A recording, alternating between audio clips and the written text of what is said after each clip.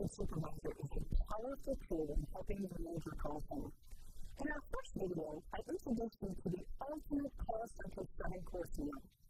Just like our 7-course call center meal provides lots to choose from, Interaction Supervisor provides lots of features for you. We're going to serve up the top part of this video.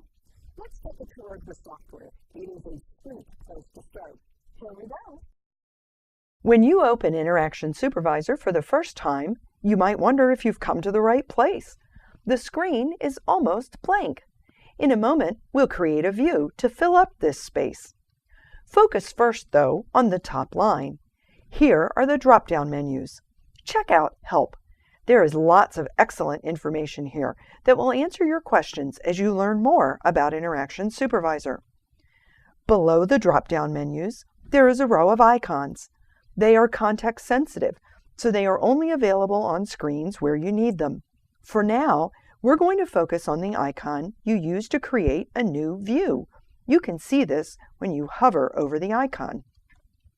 Click on the icon and the New View selection window pops up. Your choices in this menu will be driven by the security access granted by your system administrator. Notice the tabs across the top of the box. Each tab represents a group of views available to you. Select the icon of your choice and your first view is created. Let's create another view. Click the New View button and select a different view. We've chosen a workgroup view and an agent view. We'll talk more about these statistics in future videos. Notice when the second view is created, it is tabbed on the bottom of the screen. Now let's create one more view for the list of historic reports. Now we have 3 tabbed views available. As you click on each tab, the view changes. Notice that if you right-click on a tab, you have the ability to rename the tab to a friendlier name. As we continue our tour of Interaction Supervisor, let's now look at what we can do with these views. Perhaps you'd like to move them around to create a dashboard of sorts. You can minimize them, pick them up and move them, or dock them in different locations around your screen. The layout is completely customizable.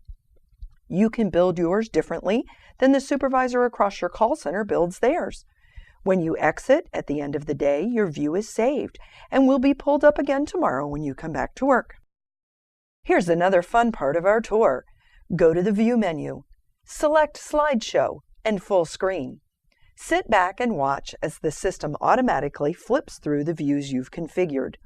This is a great tool to use to display statistics on a large screen for everyone in your call center to see.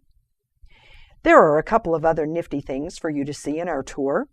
Notice our buttons at the top. Click on the Field Help button and then click on a field in a view. The system opens the help file specific to that field for you. This context-sensitive help makes it very quick to look up information. Other buttons and menus are context-sensitive and will bring up other dialogues depending on what view you're in. Go back to the View menu and click Toolbars. Here, you can select which toolbars and buttons should be visible and how they are arranged. Interaction Supervisor being sweet. However, we don't want you to overdo the chocolate, so we're going to wrap up this tour now. In future episodes, we will dive into the details about the views and the statistics. We'll see you soon.